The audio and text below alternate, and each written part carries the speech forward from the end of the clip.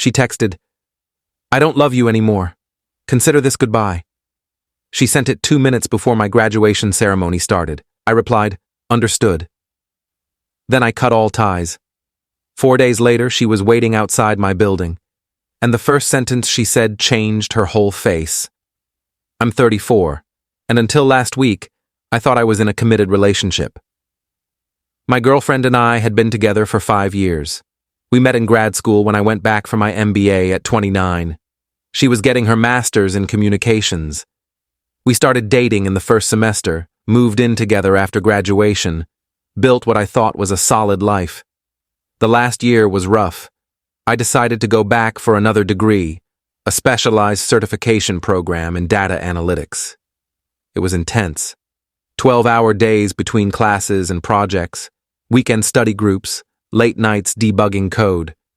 She said she supported it, but her actions told a different story. She'd make comments about how I was always busy or never had time anymore. I tried to balance everything, but the program was designed to be immersive. That was the point. The final stretch was brutal. My capstone project alone consumed 3 months. I was presenting it as part of my graduation requirements. The ceremony was scheduled for Saturday, May 18th, at 2 p.m. I'd invited her weeks ago. She said she'd be there. My parents were flying in. My brother was driving up. It was a big deal for me. Second master's degree at 34, career pivot, new opportunities opening up. This degree represented everything I'd been working toward. Late nights when I'd fall asleep at my desk, only to wake up at 3 a.m. with keyboard marks on my face.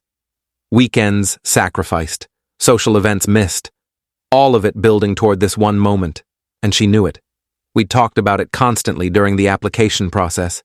She'd helped me write my admission essay. She'd celebrated with me when I got accepted. Or at least I thought she had. Friday night, I asked her if she'd picked out what she was wearing to the ceremony. "I haven't decided yet," she said, not looking up from her phone. "It's tomorrow. Just wondering." "I know when it is." "Okay, just checking." She didn't say anything else. Went to bed around 10 p.m. without saying goodnight. I stayed up another hour going over my speech notes, making sure everything was perfect. I'd been selected to speak on behalf of my cohort, 23 students who'd spent the last 18 months together in this pressure cooker of a program. It was an honor. It was terrifying. It was everything. Saturday morning, I woke up at 7 a.m. Graduation was at 2 p.m., but I had to be there by noon for lineup and final checks. She was still asleep. I showered, got dressed in my suit, the navy one I'd bought specifically for this day, made coffee. She came out of the bedroom around 9:30. "You're up early," she said. "Big day, remember?" "Right. Your thing." "My graduation. Yeah. That's what I meant." Something felt off, but I ignored it. Figured she was just tired. I made breakfast. Scrambled eggs, toast, fruit. She ate in silence, scrolling through her phone the entire time. I tried making conversation, asked about her plans for the following week, asked if she'd talked to her mom recently, asked if she wanted to get dinner after the ceremony with my family. Every question got a one-word answer or a shrug. "I need to leave around 11:30, I said. "You should probably start getting ready soon." "Yeah, okay." I finished my coffee, went over my notes one last time, checked my phone. My parents texted saying they'd landed and were heading to the venue. My brother confirmed he was on his way. Everything was falling into place, except for the person who was supposed to matter most. At 11:15, she was still in her pajamas, the same ones she'd been wearing when she went to bed, hair unbrushed, makeup not even started. "Hey, we need to leave in 15 minutes. "I know. You're not dressed." "I'm aware." Are you coming?" She looked at me for the first time all morning. Really looked at me, and her expression was blank. Not angry, not sad, just nothing. "I don't know. Do you really need me there?"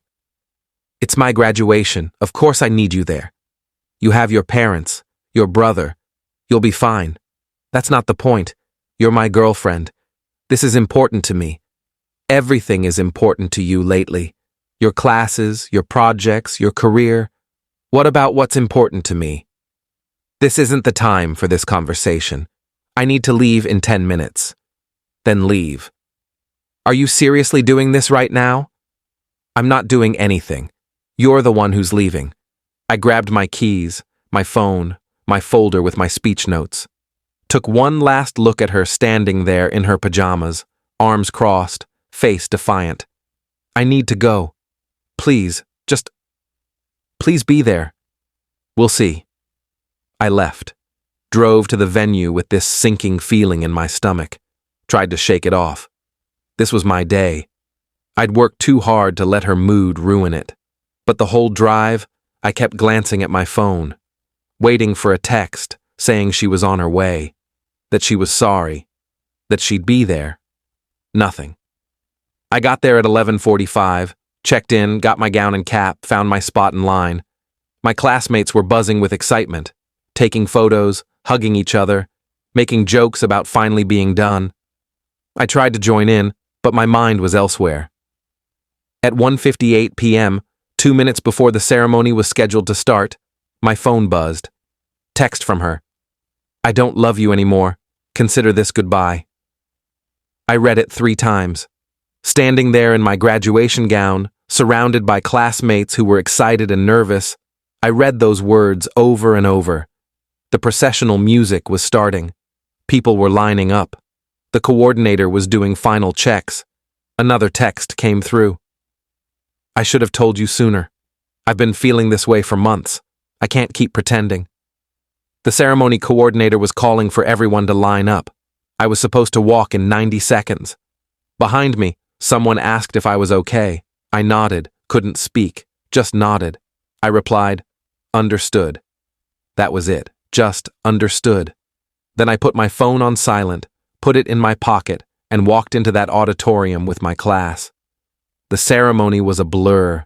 I heard my name called, walked across the stage, shook hands, accepted my diploma, smiled for photos, gave my speech, every word memorized, delivered on autopilot, got a standing ovation. The whole time, I was numb, completely numb, just going through the motions while my brain tried to process what had just happened. After the ceremony, my parents found me. They were beaming, so proud. Kept saying how well I'd spoken, how impressed they were. My brother clapped me on the back, made some joke about me being a perpetual student, said the family was officially out of graduation gifts. They asked where my girlfriend was. She couldn't make it, I said. Something came up. My mom frowned. Is everything okay? Yeah, everything's fine. Are you sure? You seem off. Just tired. Long day. She didn't look convinced, but let it drop. We went to dinner at this Italian place downtown. I don't remember what I ate. Just remember nodding along to conversations, forcing smiles, counting the minutes until I could go home and process what had just happened. My dad kept talking about job opportunities, asking about my plans, excited about my future. My mom kept taking photos. My brother kept telling embarrassing stories from our childhood, normal family stuff, celebration stuff. And I was sitting there feeling like I'd been hollowed out. I got back to the apartment around 8 p.m. Her car was gone. Most of her stuff was still there, but her laptop was missing, her phone charger, her jacket, her favorite shoes, like she'd grabbed essentials and bolted, like she'd planned this, like she'd known exactly what she was going to do and when. I sat on the couch and finally let myself feel it. She'd ended a 5-year relationship via text. 2 minutes before one of the most important moments of my life. Couldn't even wait until after. Couldn't even do it in person. Couldn't even give me the dignity of a conversation. 5 years. Gone. In a text message. Timed for maximum impact. I opened my phone and blocked her number. Blocked her on all social media. Instagram, Facebook, Twitter, everything. Deleted our photos. All 1,247 of them. 5 years of memories. Gone. Went through the apartment and packed up her stuff. Everything I could find that was clearly hers. Clothes, toiletries, books, that stupid decorative pillow she loved that I always thought was ugly. Boxes in the spare bedroom, labeled, organized, done. Then I went to bed. Lay there in the dark, didn't cry, didn't rage, just stared at the ceiling and thought about how someone could spend 5 years with you and end it like that, like it meant nothing, like you meant nothing. Update 1, Sunday. I woke up and felt nothing. Not sad, not angry, just empty. Like someone had reached into my chest and scooped everything out. I made coffee, worked out, meal prepped for the week, treated it like any other Sunday.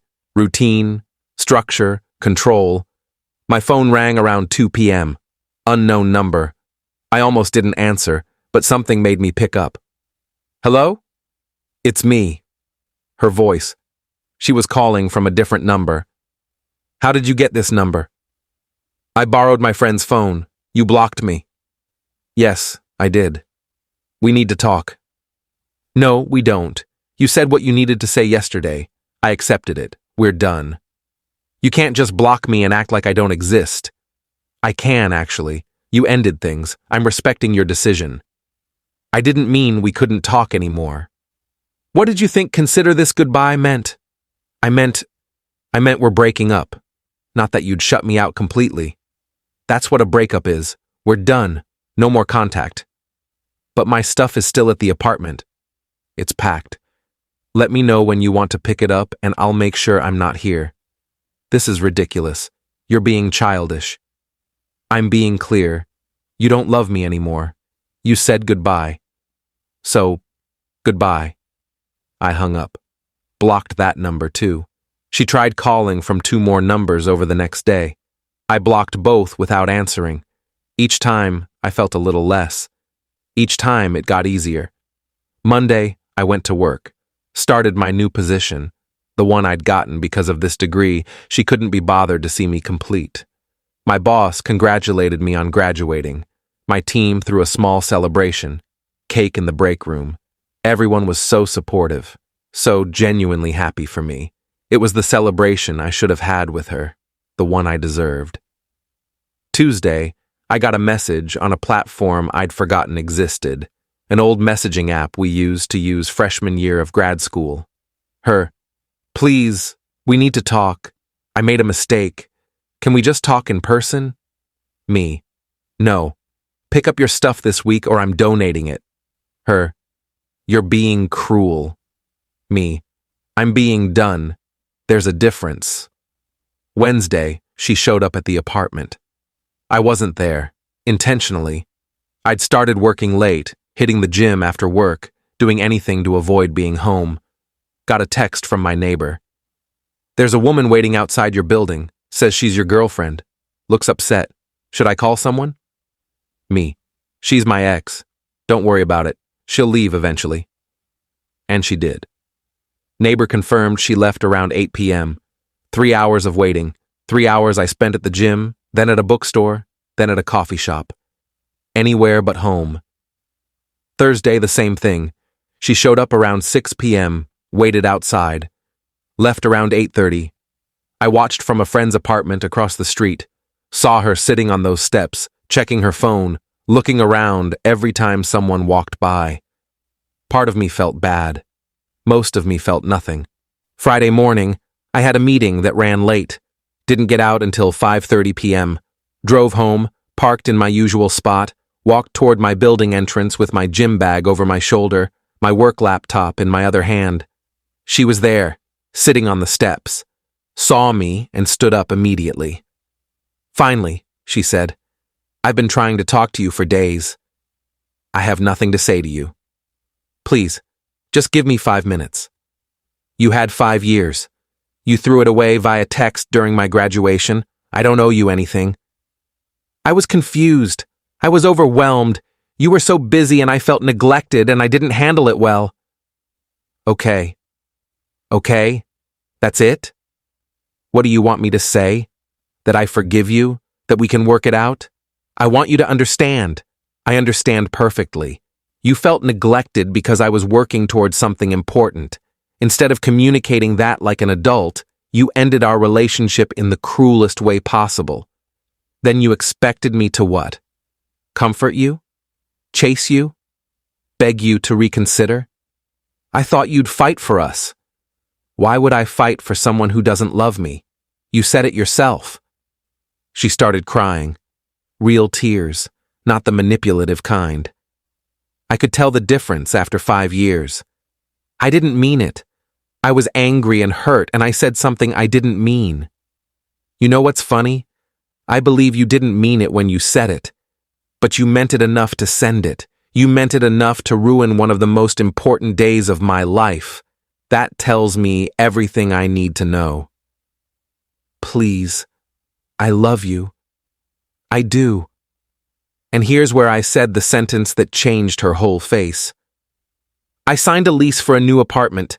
I move out in 2 weeks. Your stuff will be here until then. After that, I don't care what happens to it. Goodbye. Her expression went from pleading to shocked to something like panic. Color drained from her face. You're moving? Yes. Where? None of your business. We live together. You can't just move out. Lease is in my name. I gave notice yesterday. You're not on it, so you don't get a say. Where am I supposed to live? Again, not my problem. You ended this. Figure it out. This is crazy. You're throwing away 5 years. No, you did that.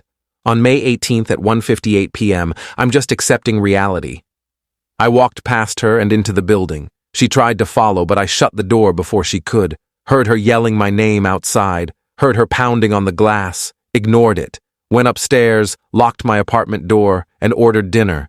Sat there eating pad thai, listening to her voice echo up from the street, and felt absolutely nothing.